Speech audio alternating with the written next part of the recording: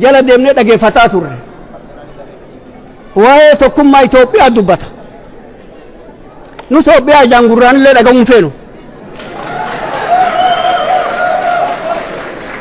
Neber duunee awwaalamna malee arrarraa qabnee Itoophiyaa dhagahuun feenu. Waan kana lamuu akka nutti hin deebine. Nuti cinaachi keenna gubatee jira. Nafni keenna cinaan muramee dhumee jira. Kalee balee guyyaa dhoongaddaa banii shaangulitti ilmaan Oromoo waan godhan argu jirtan. Isin nagaa uumnettan. Nagaa uumna jedhee Jawhar biyyatti gale. Nagaa dhabee mana hidhaa seene. Nasbee isaa Rabbi baase. Bagbi nagaa isa deebise. Yaa obboleeyyan tiyya waliin sobnu. Waliin sobnu. Bilis tokko mana eegal billa aleeyka.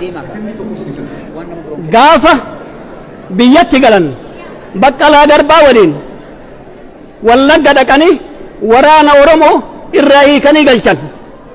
Waraanni sun summii nyaachisanii dhume. Namni waan jara sanii dubbate jira hin jiru. Arrallee ammootuyyuu waraana Oromoo ka dhiiga ufii jiise hidhannoo hidhate diina ofirraa furguggeessaa jiru. Dura dhaabatanii tokkummaa Itoophiyaa maaliif faarsan? Haraama alayka wallahi billahi tallahi wallahi billahi tallahi wa rabbal kaaba Itoophiyaa nutti hin faarsinaa lamu. Salaamu alaykum.